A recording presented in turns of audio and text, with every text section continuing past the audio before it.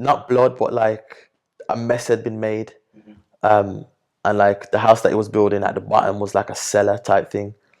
And so they went down and they just like saw bones. And come to find out it was my dad. So the geezer they were in the kitchen and the geezer licked my dad in the back of the head. But like they say it was like a struggle.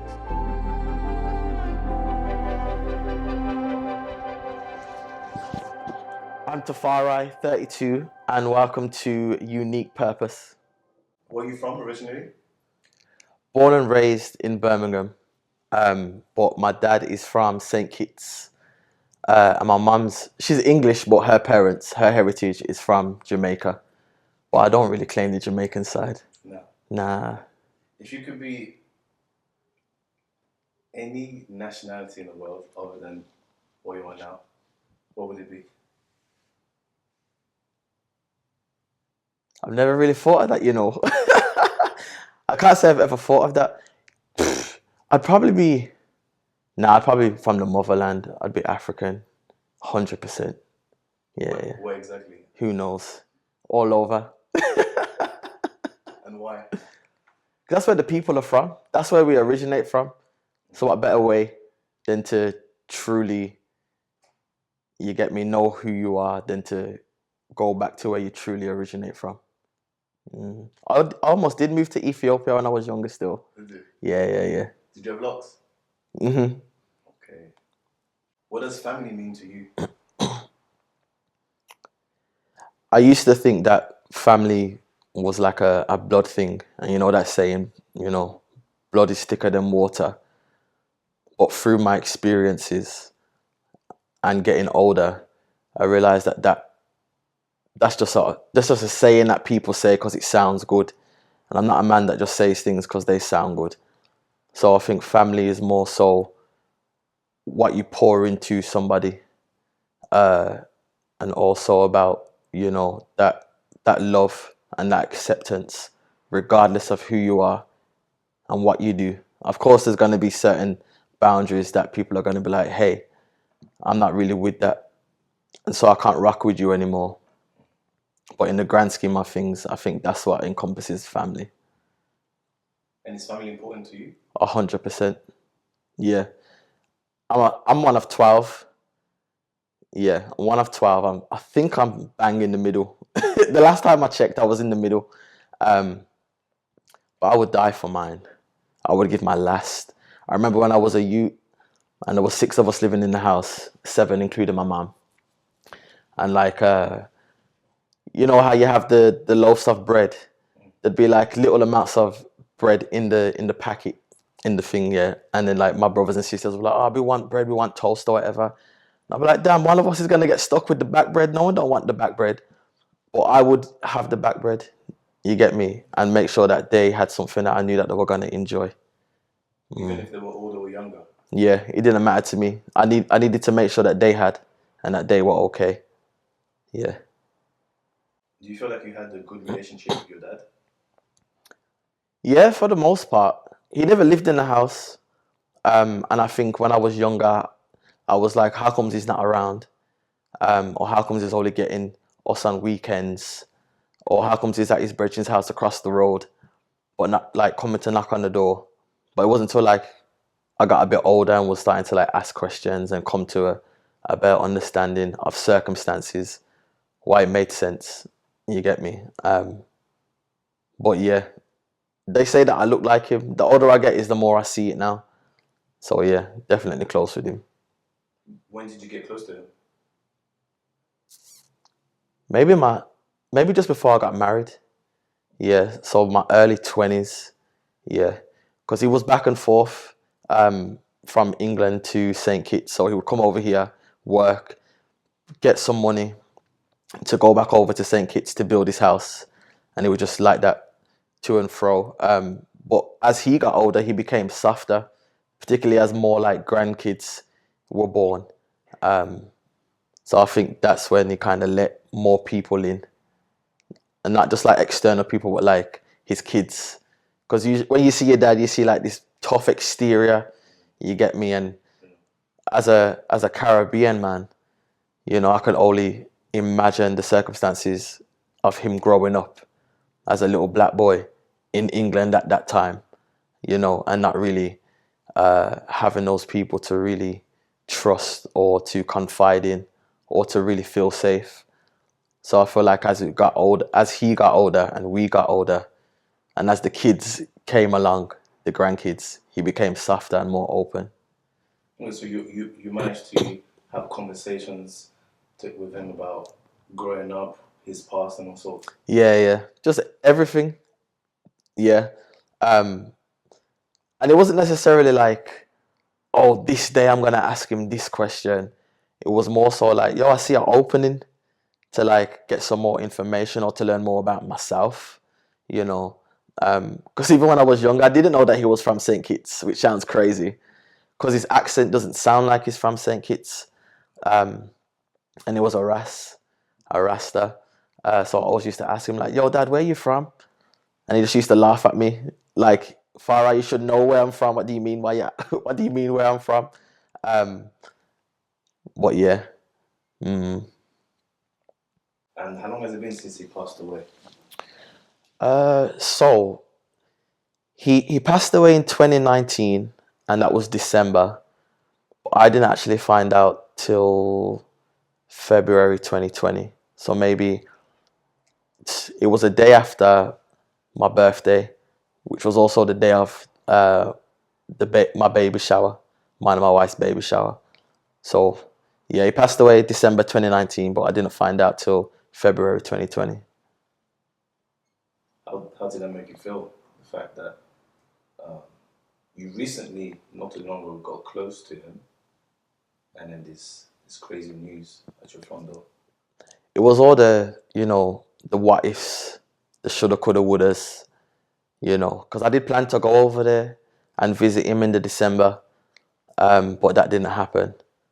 And so, I don't know, thinking back to it, I was like, damn, would it have been different had I gone over there, or could it have been me as well?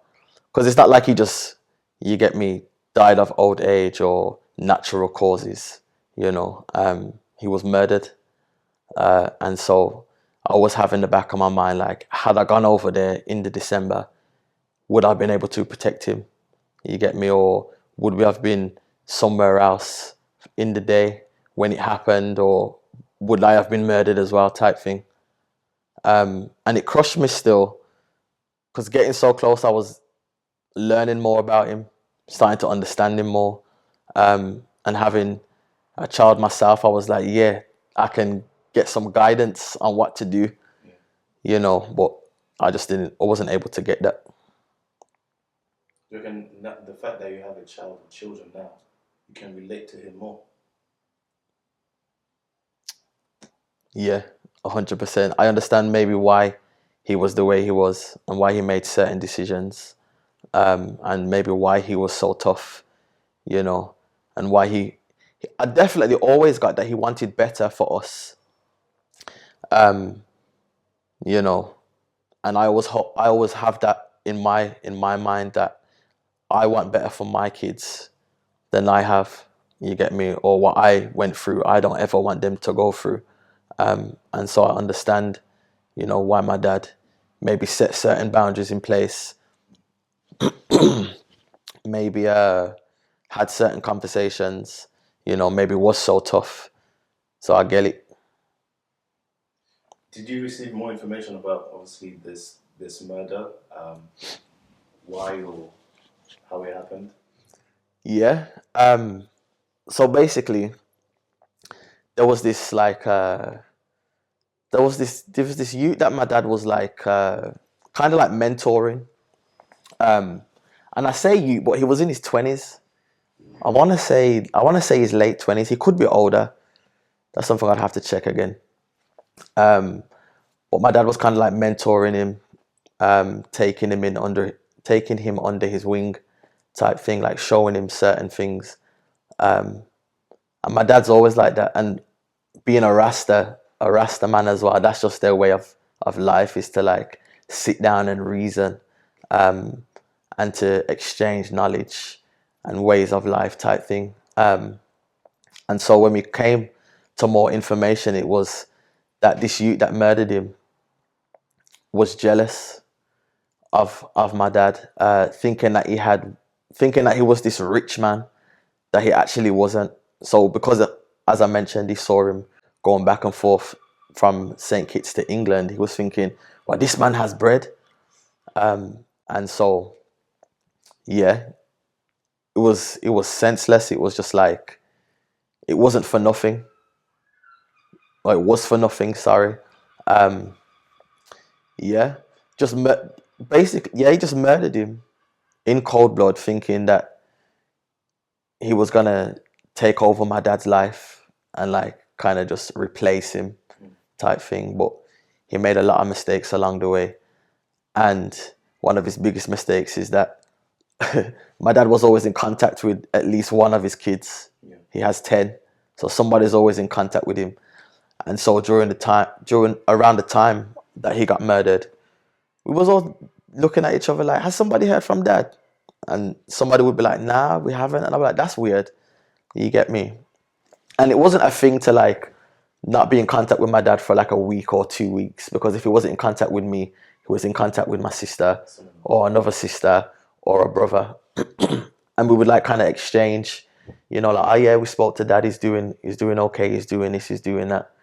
But then I think like 3-4 weeks had passed, and was like, this is a bit weird.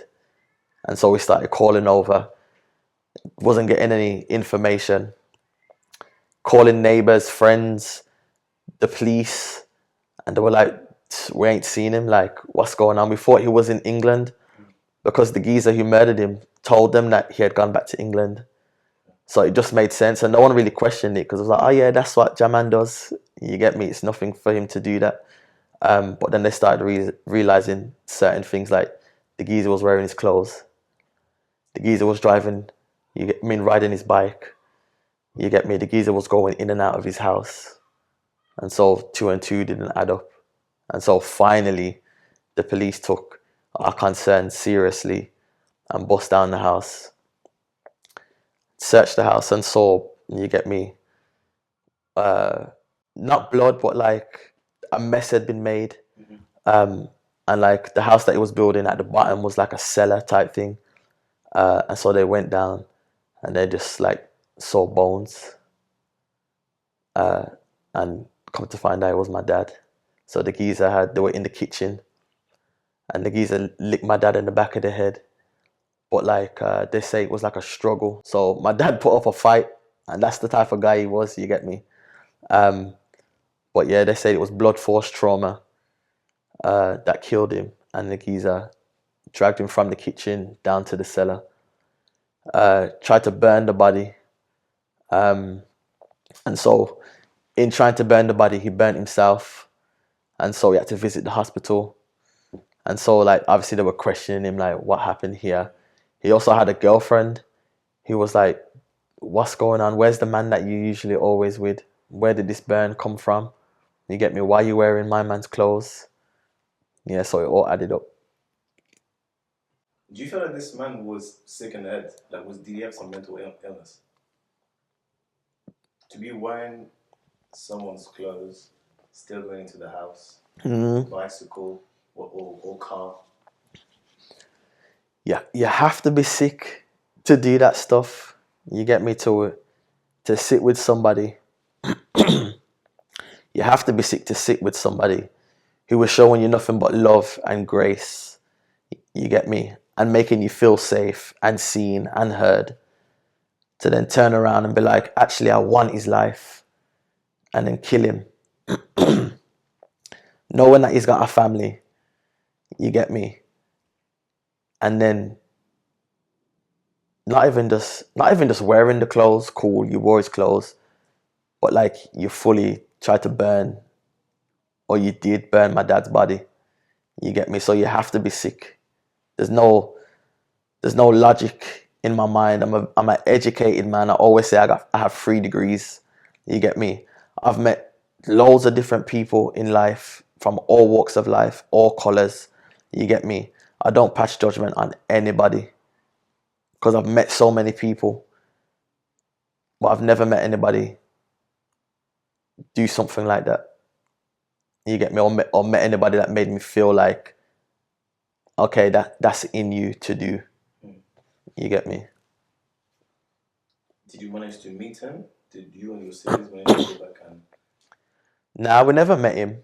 And the process is still going on all these years later. But he got caught quite quickly, and he got put in prison or whatever. But then because it was during COVID, the trial kept getting pushed back and back and back and back. And so the trials just never happened from all these years. So yeah, we never met him. I wouldn't want to meet him, because there's no explanation that's gonna satisfy, you get me, my curiosity as to like why you did it. You get me? You did what you did, and you have to stand on that. And unfortunately, I have to accept that this is my reality. You get me? And how do you deal with this now on a day-to-day basis? Why? It's hard. It's hard because it's something that I live with every day. I will never get closure. They always say like, you get me? They talk about grief, but there's there's no ending to grief. You get me? It might look different, but it never stops. And so I think the only thing really that I have to hold to are memories. You get me? And that's all I have, are memories. But when I see my kids, I'm like, they'll never have the opportunity to meet their granddad. You get me? And the way that I saw him with my other siblings, grandkids, I knew he would have loved them, and they would have loved him the same way. You get me? But I'll never have that opportunity. And even like seeing my daughter with her, seeing my daughter with my wife's dad, you get me? And the relationship that they have, I love it. You get me? And I wouldn't wish for anything different. But it raw burns, because I'm like, you get me? I'll never be able to see that, ever. What's the grieving process for you? How did it unfold? Did you have things in place in order to help you? Nah, and it was mad because at the same time, I never got to grieve. You get me? At the same time, I was having my first child, and my priority was, I need to make sure that my wife's okay, so that this baby's okay, so that, you get me, they're both okay, and so the pregnancy is as smooth as possible. The baby comes out, the baby's born. Sorry, you get me, and they're both taken care of.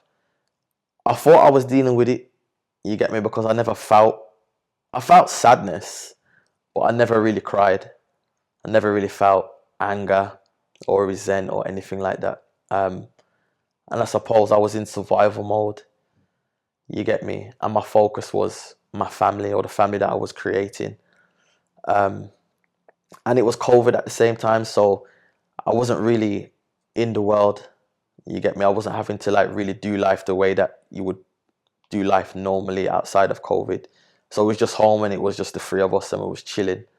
But coming out of COVID, I think that's when it hit me the most, because it wasn't just like I was dealing with just the death of my dad. Madness was going on at work. You get me? Relationships were breaking down. Having to deal with this with my dad. And it wasn't like one thing happened and then that was over and I dealt with that, and then another thing happened and then that was over, I've dealt with that. It was like back to back to back things, all overlapping, all happening at the same time. So I didn't get to breathe. You get me? It was just survival mode. I need to survive. You get me? And so I didn't have anything in place. And it wasn't until, I don't know, more relationships started to break down, that it just hit my body. and I just shut down. You get me? And I was like, what the hell is this? I never felt that before. Um, and then come to find out it was depression, anxiety and depression. And it took over my life for about a year and a half. Mm. Coming out of it, what got you out of that? I can't even say that I'm fully out of it, No. but I'm in a way better place than I was. Um, I think going to counseling definitely helped. Going to therapy, sorry, definitely helped. But my understanding of therapy was you go there and you get better. Mm. You get me? Not understanding that actually you have to like relive all that trauma. You get me? Like from you was a child. You get me? Not just I thought, boom, I'm going to therapy for this depression, and that's all it's about, and I'm gonna focus on that, and I'm gonna get better. But when I went there, it was like, nah, big man, it's not just the depression that you're dealing with, or the death of your dad that you're dealing with. It's childhood trauma that you're dealing with from when you was a youth, coming all the way up into my 30s. You get me? Um, and so that was very hard. But constantly going and putting in the work and wanting to get better is what made me better. Having a community of people around me, you get me? I have a small group of solid friends, you get me, who hold me accountable, um, but also allow me to be vulnerable. You get me? Allow me to vent when I need to vent, to be angry when I need to be angry, to cry when I need to cry, to just shut up and listen to me and not give me any suggestions. Because at that time, I might not want a suggestion. You get me? I might not want to know, you get me, the next steps. I just want you to hear me. You get me? And so that's what helped me out. Um, at the latter part of my depression, I would say my wife helped me. Um, and she showed me grace, you get me, and understanding. Um, and she had my back. Because she got it the hardest, you get me. She got the, what do you call it now? Whatever I was going through, she experienced the worst of it because that was my safe space. You get me? Yeah. And she was and is the closest person to me. You get me? And so because I felt safe with her, I was able to show her everything. You get me? The happy side, but also that nasty, horrible side that was within me. You get me? And I'm not saying that was right. You get me? But looking back on it, I can only thank her for being patient with me. Do you think that brought you guys closer? Yeah, 100%. I think to really love somebody is to want to know every single part of them. You get me? And not just be with them because they make you feel these butterflies inside. You get me? Or because you have this trivial disagreement and you're able to overcome that. Like, oh, you didn't wash the dishes. Oh, what do you mean I didn't wash the dishes? You get me? That's your job. And then come back to it an hour later and say, you know what? My apologies. I handled that the wrong way. I'm not talking about that type of, you get me, negative, horrible side. I'm talking about the nitty gritty. You get me? Loving every part of somebody, you get me, and being patient with them and being present and wanting to understand why it is, why they're doing what it is that they're doing, you get me, or why they're feeling the way that they might be feeling, and wanting to work through that with them, but also know when to like kick back and give them their space, regardless of what that looks like. is love. I always say love is an action and not a feeling. Because when the feeling goes, then that means that the love's gone. And sometimes, you get me, you might not feel like you like that person anymore. You get me? But when you truly love somebody, their down days are the days that you want to be on top. You get me? You want to be at your best at 100 so that you can lift them up. You get me? Not that you want to go down in the gutter with them and just wallow, because that's not conducive to any relationship. When I say men are taught to do and not feel, what do you think of that? Facts. 100%. Men are taught to suck it up. Whatever you're going through, get over it. You get me? And just keep pushing through. Man up. You get me? What the hell does that mean? You get me? But we become men, and we're only men once in a lifetime. You get me? And so we don't know what it is to man up. Or, you get me? Like, that saying in itself is ridiculous. Because men have feelings as well. You understand? And we feel the same emotions as women. You get me? We might not. Nah, I was gonna say we might not feel them as an extreme level as they do, but we do. We 100% feel the same level of emotion as women do. But we're programmed to just put that feeling to the side and just get on with it. You get me? And to be strong. Particularly as black men, we don't talk about mental health in our community as much as we should, particularly in the past. Maybe a bit more now, because it's one of them things where it's become more accepted for men and for black men to speak about. You get me? Mental health and the things that come with it, and their feelings and their emotions and their trials and tribulations, and be down about it, as opposed to be like, yeah, I'm going through it, but you get me, I'm still trotting on.